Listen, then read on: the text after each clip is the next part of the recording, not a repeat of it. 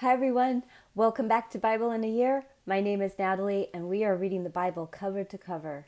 Today we are going to be on day 23 and we are going to be reading out of Genesis 24, but only verses 28 through 67. And then we're going to read Esther 2 and Luke 11, verses 29 through 53. And then we'll close out the day with Psalm 18, but only verses 20 through 36.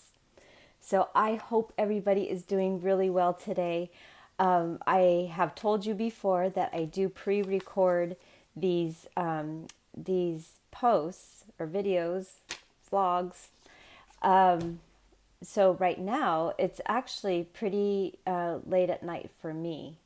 And I'm wondering, have any of you in your life, has life ever come at you and punched you in the face? And then kicked you in the shins? And then when you're trying to recover from the punch in the face and the kick in the shins, life stomps on your foot. That was the day I had today. So while I am putting this video up at 6:30 in the morning on day 23, the day that I've had today while pre-recording was one to not be repeated. But I wanted to use this as an example because I am one of a gabillion people out there who life has punched in the face, kicked in the shins, and stomped on the foot. I am one person out of many, many, many, many, many, many, many people. So I am really looking forward to reading day 23. I have a feeling that there is going to be something that I can draw from to bring me peace and close out this day in peace instead of this churning feeling in my stomach and the semi-truck that's sitting on my chest right now. I'm so heavy. So Genesis 24, 28 through 67. You're on a journey with me. Let's see. Starting at verse 28. The young lady ran and told her mother's house about these words. Rebekah had a brother, and his name was Laban. Laban ran out to the man to the spring. When he saw the ring and the bracelets on his sister's hands, and when he heard the words of Rebekah his sister saying, "This is what the man said to me," he came to the man. Behold, he was standing by the camels at the spring. He said, "Come in, you blessed of Yahweh. Why do you stand outside? For I have prepared the house and room for the camels." The man came into the house, and he unloaded the camels. He gave straw and feed for the camels, and water to wash his feet and the feet of the men who were with him. Food was set before him to eat, but he said, "I will not eat until I have told my message." Laban said, "Speak on." He said, "I am Abraham's servant. Yahweh has blessed my master greatly. He has become great. Yahweh has given him flocks and herds, silver and gold, male servants and female servants, and camels and donkeys. Sarah, my master's wife, bore a son to my master when she was old. He has given all that he has to him. My master made me swear, saying, 'You shall not take a wife for my son from the daughters of the Canaanites, in whose land I live. But you shall go to my father's house and to my relatives, and take a wife for my son.' I asked my master, 'What if the woman will not follow me?' He said to me, Yahweh, before whom I walk, will send his angel with you and prosper your way. You shall take a wife for my son from my relatives and of my father's house. Then you will be clear from my oath when you come to my relatives. If they don't give her to you, you shall be clear from my oath. I came today to the spring and said, Yahweh, the God of my master Abraham, if now you do prosper my way which I go, behold, I am standing by this spring of water. Let it happen that the maiden who comes out to draw, to whom I will say, please give me a little water from your pitcher to drink, then she will tell me, drink, and I will also draw for your camels. Let her be the woman who Yahweh has appointed for my master's son.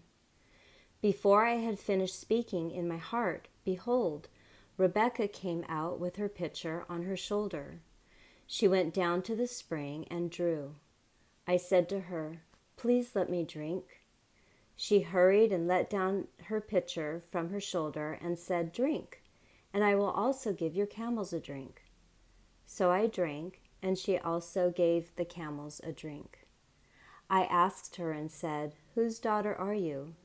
She said, the daughter of Bethuel, Nahor's son, whom Milcah bore to him.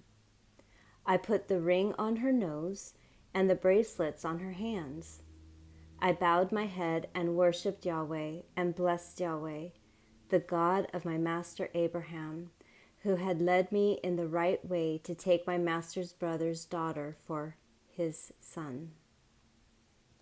Now if you will deal kindly and truly with my master, tell me.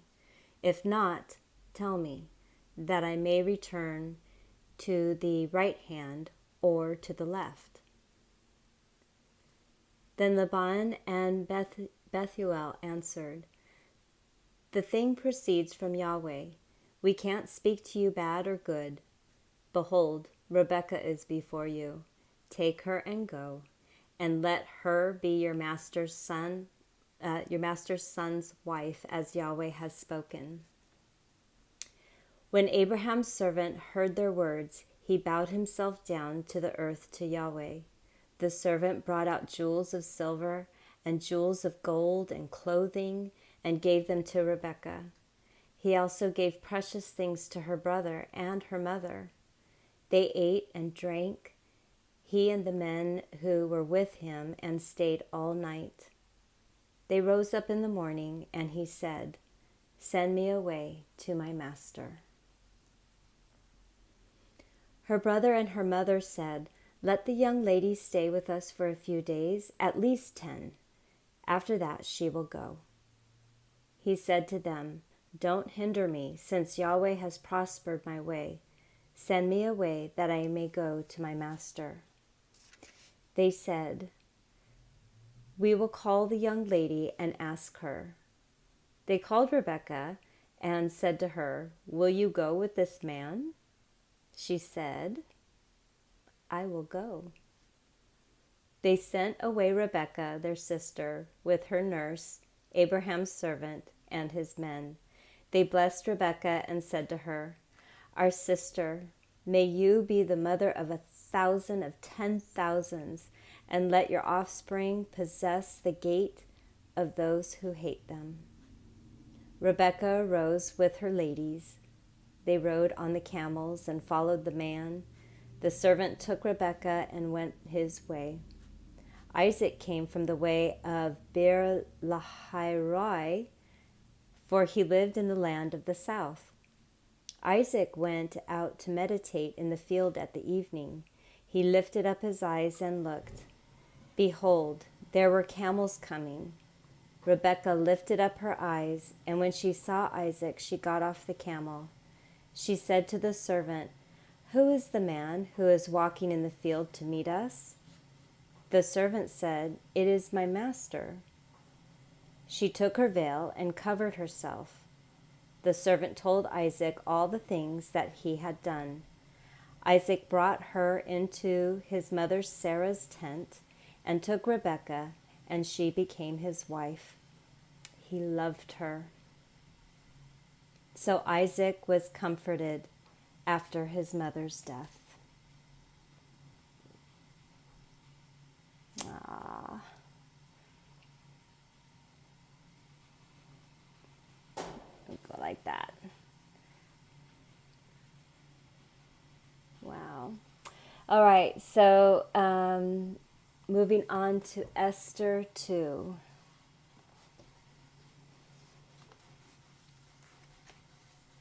It's just, again, walking out in faith. We just got to keep stepping out in faith, folks. Esther 2.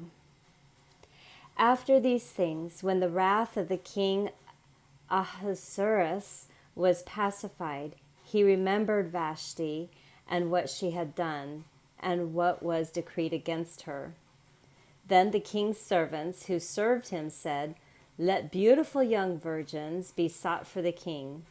Let the king appoint officers in all the provinces of his kingdom, that they may gather together all the beautiful young virgins to the citadel of Susa, to the women's house, to the custody of Haggai, the king's eunuch, keeper of the women. Let cosmetics be given to them, and let the maiden who pleases the king be queen instead of Vashti." The thing pleased the king, and he did so. There was a certain Jew in the citadel of Susa, whose name was Mordecai, the son of Jair, the son of Shimei, the son of Kish, a Benjamite, who had been carried away from Jerusalem with the captives, who had been carried away with Jeconiah, king of Judah, whom Nebuchadnezzar, the king of Babylon, had carried away. He brought up Hadassah, that is Esther, his uncle's daughter, for she had neither father nor mother. The maiden was fair and beautiful, and when her father and mother were dead, Mordecai took her for his own daughter. So when the king's commandment and his decree were heard, and when many maidens were gathered together to the citadel of Susa, to the custody of Haggai, Esther was taken into the king's house, to the custody of Haggai, keeper of the women. The maiden pleased him, and she obtained kindness from him. He quickly gave her cosmetics and her portions of food, and the 7 choice maidens who were to be given her out of the king's house. He moved her and her maidens to the best place in the women's house. Esther had not made known her people nor her relatives, because Mordecai had instructed her that she should not make it known. Mordecai walked every day in front of the court of the women's house to find out how Esther was doing and what would become of her. Each young woman's turn came to go into King Ahasuerus after her purification for 12 months, for so were the days of their purification accomplished, 6 months with oil of myrrh, and 6 months with sweet fragrances, and with preparations for beautifying women. The young women then came to the king like this: whatever she desired was given her to go with her out of the woman's house to the king's house. In the evening she went, and on the next day she returned into the second woman's house to the custody of Shashgaz, the king's eunuch, who kept the concubines. She came into the king no more, unless the king delighted in her, and she was called by name.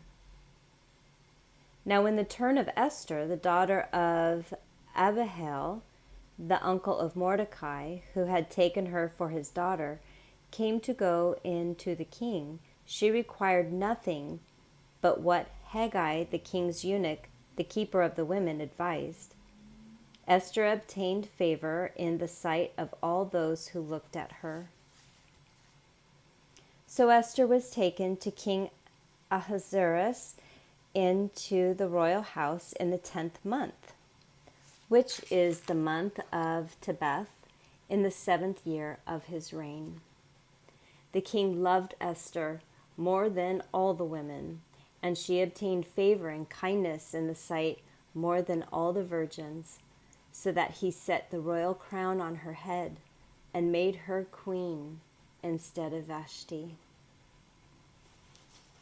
Then the king made a great feast for all his princes and his servants, even Esther's feast, and he proclaimed a holiday in the provinces and gave gifts according to the king's bounty. When the virgins were gathered together for the second time, Mordecai was sitting in the king's gate. Esther had not yet made known her relatives nor her people, as Mordecai had commanded her, for Esther obeyed Mordecai, like she did when she was brought up by him. In those days, while Mordecai was sitting in the king's gate, two of the king's eunuchs, Bigthan and Teresh, who were doorkeepers, were angry and sought to lay hands on the king Ahasuerus.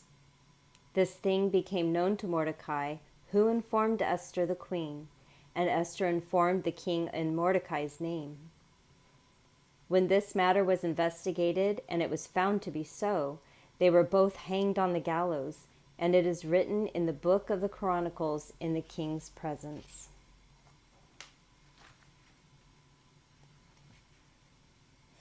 Esther. So, when we get to Chronicles, there's going to be a repeat. So we kind of have a heads up of that story for when we get to Chronicles. It'll be like, oh yeah, I remember that in Esther. But boy, to be that beautiful, where a king, he has the choice of all these women, and here is the most beautiful Esther. Humble, kind.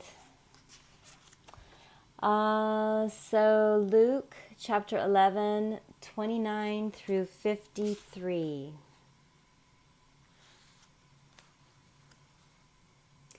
When the multitudes were gathering together to him, he began to say, "This is an evil generation. It seeks after a sign. No sign will be given to it, but the sign of Jonah the prophet. For even as Jonah became a sign to the Ninevites, so the Son of Man will also be to this generation. The queen of the south will rise up in the judgment with the men of this generation and will condemn them.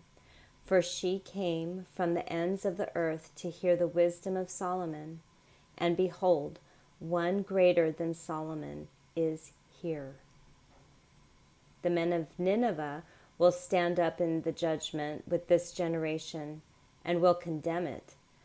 For they repented at the preaching of Jonah, and behold, one greater than Jonah is here.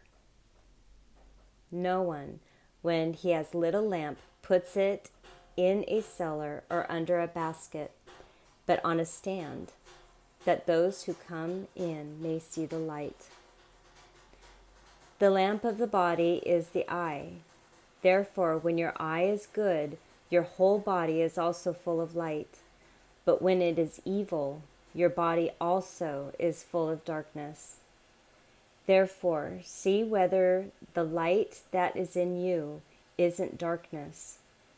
If therefore your whole body is full of light, having no part dark, it will be wholly full of light, as when the lamp with its bright shining gives you light." Now as he spoke, a certain Pharisee asked him to dine with him. He went in and sat at the table. When the Pharisee saw it, he marveled that he had not first washed himself before dinner.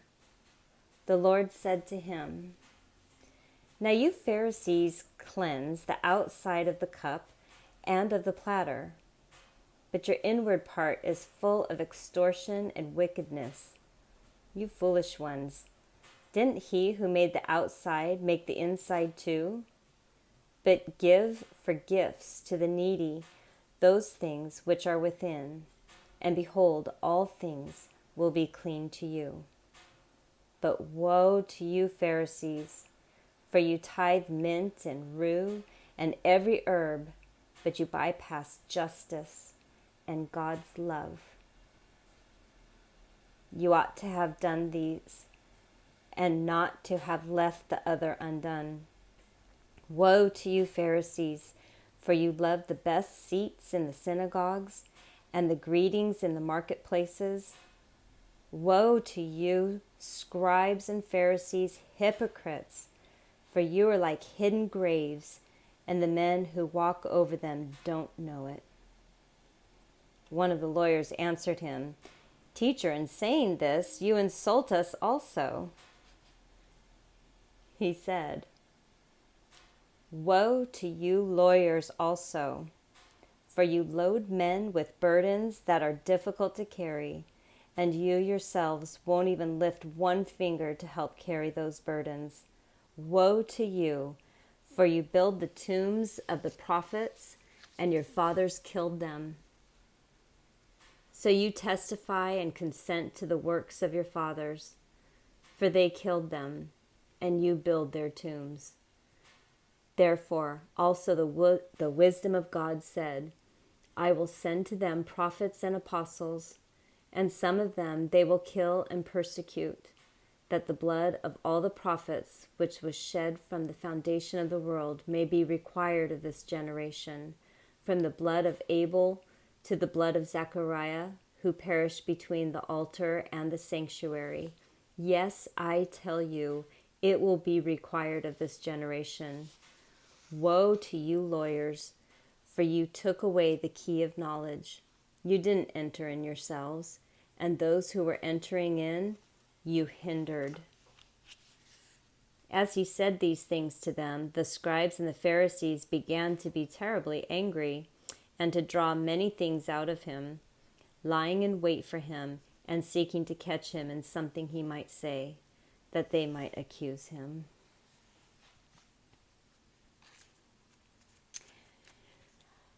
I must admit, I do enjoy reading that. I really enjoy reading that. So Psalm 18, 20 through 36.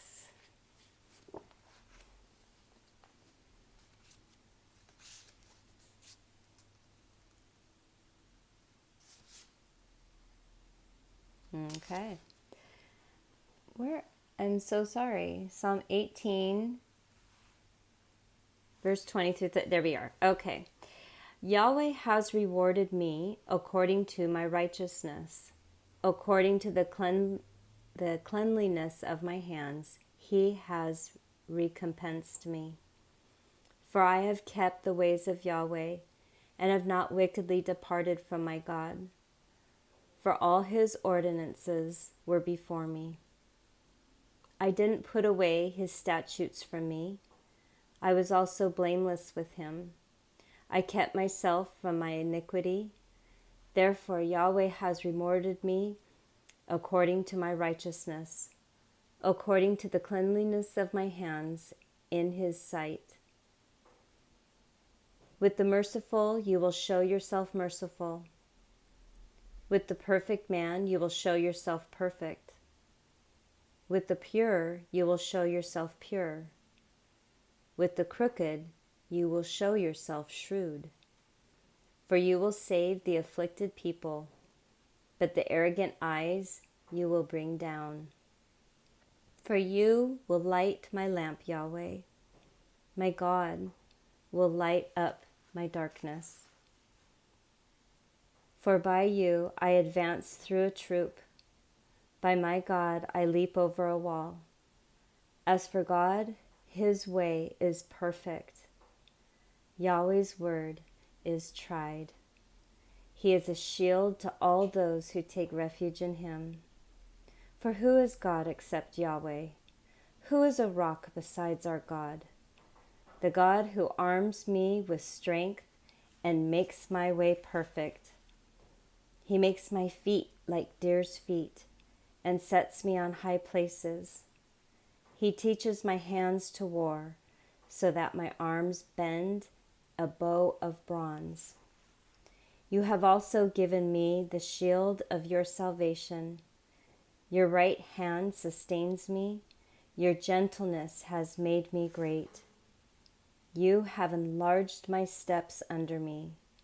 My feet have not slipped. No, they have not. Let life punch us in the face. God will sustain us. Our feet will not slip. We stay in relationship with Him. We love Him. We step back and take a breath. We love people, no matter what.